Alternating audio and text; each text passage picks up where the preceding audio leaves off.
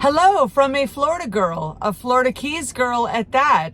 And as an electric vehicle owner of 2 Teslas, I have a lot of personal experiences to share with you about EV ownership and hurricanes. A lot of hot topics to discuss in this video.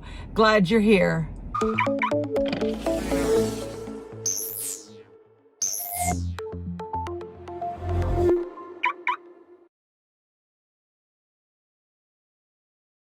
Welcome back to Test Lucky, the YouTube channel where you can follow the adventures of Lucky, the 2016 Tesla Model X, and Karma, the 2024 Tesla Model Y.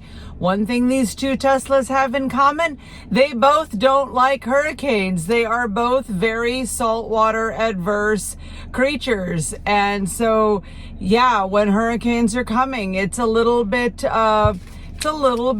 nerve-wracking. Lots of anxiety in the air, lots of uncertainty. We're going to cover everything that we did for the recent Hurricane Milton that hit Florida on October 10th of 2024. I'm also going to share in this video some research and some data that I recently learned doing some research about a very hot topic for electric vehicles, pun intended. That hot topic would be electric vehicle fires. First, I would like to give a quick shout out to all of the channel members for Test Lucky, and thank you so much for all of your comments of concern and support in our channel members only exclusive community chat. Really appreciate everyone reaching out to us. You guys are the best channel members in all of YouTube. Mwah! Test Lucky loves you all. So the situation we were dealing with for Hurricane Milton here in the Florida Keys, we are a long string of islands right off the tip of Florida, about 120 miles long, connected by 42 bridges. We are a little bit vulnerable out here, right in between the Atlantic Ocean and the Gulf of Mexico. We obviously knew this when we chose to live here in the Florida Keys. So we're kind of used to hurricane preparation. It's something that we have been through many times, and you have to take it seriously each and every time. So with Hurricane Milton, what we were looking at here in the Florida Keys was not the prediction for hurricane conditions, but rather a tropical storm warning was in effect with a coastal flood warning and the potential for storm surge 1 to 3 feet. We are right on the water, and we have had experiences in the past with water entering our home from hurricanes. Back in 2017, we had about 2 feet of water in our garage from Hurricane Irma. So to protect our 2 Tesla assets, we moved them both to the only public parking garage in Key West. It might be the only public parking garage in all of the Florida Keys, now that I think about it. But the hurricane hit Florida on Wednesday, October 10th. So the Sunday prior, I moved Karma down to this parking garage, parked her on like the second floor, in between the second and the third floor. Let's call it 2.5, like on that up ramp going to the third floor. And then on Monday, Lucky would join her. This parking garage does cost $40 per day. So that was $168 per vehicle, because there was a little $8 credit card charge for each transaction. So the total was $336. We do consider that to be cheap Tesla insurance. And I don't use the word cheap to be dismissive of the value of $336. You can get a lot of skinny vanilla lattes for $336, but it's a far better investment, if you will, in the safety of our vehicles during potential hurricane, tropical storm, flooding conditions, because it's a much better scenario to pay that $336 than to have the vehicles submerged in water. water and have to deal with insurance claims, replacement, the vehicles being totaled. We really obviously try to avoid that. It was actually a lot cheaper to evacuate 2 Teslas to this parking garage in Key West than the time that we evacuated Lucky from Hurricane Ian all the way up to the Fort Lauderdale Airport parking garage. We have a whole video dedicated to the details from that evacuation 2 years ago. Now, if you are going to take your Tesla, your electric vehicle, any car for that matter, to a public parking lot before a hurricane, you should go early because these garages fill up. There was a lot of spaces on Sunday and it was not very many spaces left on Monday. We charged both vehicles all the way to 100% before we left Big Pine Key. That is actually a recommendation that Tesla sends through to all the vehicles with an alert that comes up on the MCU touchscreen in the vehicles. We got that alert in both Karma and Lucky. So upon arrival to the parking garage, Karma's battery was at 89% and Lucky's battery was at 82%. Now this battery at 89% for Karma was really important because I was definitely keeping Sentry mode on. There were 9 Sentry mode events in the 4 days that Karma was parked here in the parking garage. Nothing too terribly interesting. We did see a guy check the window of the vehicle to make sure that we had paid for parking, and then there was a kid looking at Karma, and I think he may have flipped Karma the bird. But anyway, whatever. He didn't touch the vehicle, so I don't care if he flipped Karma the bird or not. Let's talk real quickly about battery drain. This is a topic that we discussed in our video with how many real miles we would see with a full charge with Karma, and we were talking about the overnight battery drain associated with Sentry mode. Well, during these 4 days, I limited myself to ideally no more than 2 times looking at the live camera in the app to check on the vehicle. And then when we picked up Karma today, the battery was all the way down to 62%. So we lost 27% battery in 4 days. What's the math on that?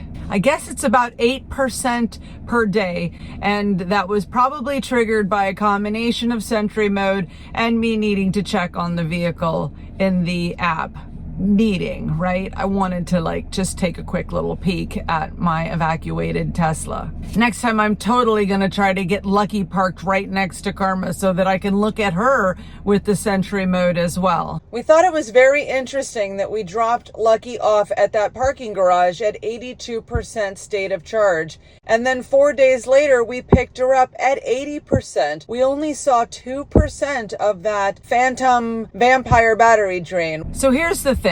If you have a Tesla, if you have any electric vehicle and you live in a hurricane prone part of the country, you need to have a plan. But you need to have a plan for any vehicle, because ICE vehicles, gas petroleum vehicles, they don't like to be submerged in water either. And, regular cars can get flooded out and totaled just like electric vehicles. And car owners of all types of vehicles were going through precautions before the storm. For example, the Key West High School parking lot, every time there's a hurricane coming, people take their cars and park them in the parking lot there because it's one of the highest points on the island, and then there's no place for the students to park. As of Tuesday morning, that parking lot was totally full and the students were having to park on the streets. I already mentioned that here in the Florida Keys, we're a chain of island connected by 42 bridges.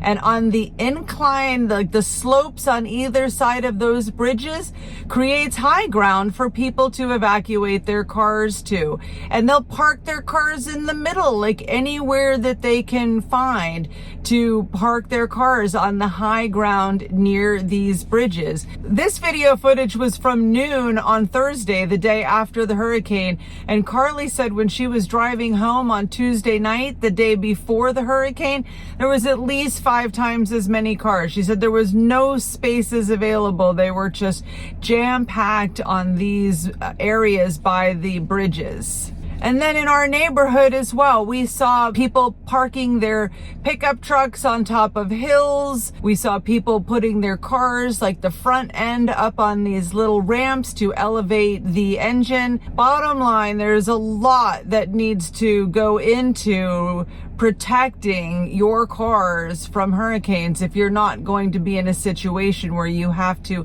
full on evacuate. Now, the Florida Keys will order a mandatory evacuation for a Category 3 hurricane or above, but Milton didn't meet the criteria for us to all need to evacuate. So the cars were staying and people had to try to protect them. Bottom line, hurricanes and water, bad for all cars.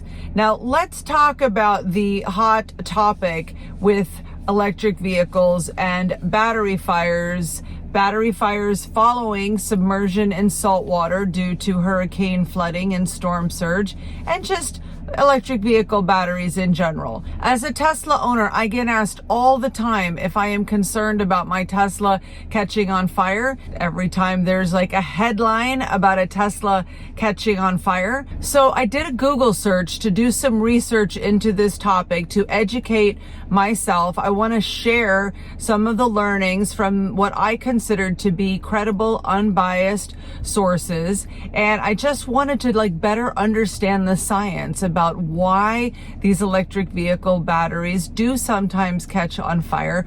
What's the frequency? What's the real risk? I just wanted to look at the data and inform myself. Now, I'm not going to post the link to these articles in the description because every time I post a link in the description, YouTube seems to break it and shorten it and render it useless. But if you are interested in reading any of these articles, post a comment about what article you're interested in reading, and I will be more than happy to reply to your comment with a link to the article. And we welcome the discussion about these topics. We value all perspectives in the comments, in the discussion here, as long as you keep it polite and courteous, please. All right, so let's get into these 4 articles that I want to discuss as it relates to education about this very important safety topic. Let me read you the headline of this first article. This is off the CBS News website, and this was posted on October 9th of 2024. Florida Fire Marshal calls electric vehicles ticking time bombs as Hurricane Milton nears. Ticking time bombs? I mean, that sounds a little bit over the top in my opinion, but let's see. There is some value in this article, so let's talk about some of these key points. Storm surges from Hurricane Milton could turn electric vehicles and other products containing lithium-ion batteries into ticking time bombs. Florida officials have confirmed 48 lithium-ion battery fires relating to storm surge from Hurricane Helene, with 11 involving electric vehicles. So 11 out of 48 of these lithium-ion fires were electric vehicles. The rest of them, they could have been golf carts, they could have been electric bikes, they could have been other types of vessels. We're going to compare that to some Hurricane Ian data here in a different article. But this article does give some really important tips for electric vehicle drivers. Owners should relocate their electric vehicles to higher ground where their vehicles will be less at risk for flooding. Sound familiar? That's exactly what we did. After the storm, electric vehicles flooded by salt water should be moved away from residences to safe locations. So you want to push that vehicle out of your garage and get it far away from the house if you unfortunately were not able to avoid having that salt water submersion of your electric vehicle. Article number 2 is from AP, the Associated Press. This article was posted on September 30 of 2024, and the headline of this article is "Submerged Electric Vehicles Can Catch Fire When Inundated with Salt Water. What to Know." This is a really interesting article. Ahead of Helene, Florida Governor Ron DeSantis urged electric vehicle owners to get their vehicles to higher ground. Although the problem is rare, there have been a number of incidents in recent years of electric vehicles igniting after hurricanes. And the recommendation from Tesla is that if your vehicle is submerged in salt water, it should be towed at least 50 feet away from structures or anything combustible until it can be inspected by a mechanic. The article states, of course, electric vehicle owners won't be able to charge their cars during a power outage, so they need to watch how much they drive. But electric vehicles aren't any worse off than conventional vehicles because gas stations can't pump fuel in a power outage either. So there are challenges with evacuation and non-evacuation and refueling, recharging either of these vehicles. Here's something else I didn't know until 2 days ago. Tesla actually has these mobile superchargers, which are like multiple superchargers on like a semi truck, like flatbed, and they can drive those superchargers into areas that are affected by hurricanes and dealing with power outages and help the drivers, get some charge on their vehicles. I think that's amazing. I really like knowing that. Here's this Hurricane Ian data that I find so interesting. 2 years ago, Hurricane Ian compromised the battery of as many as 5,000 electric vehicles, and 36 of them caught on fire. That's less than 1%.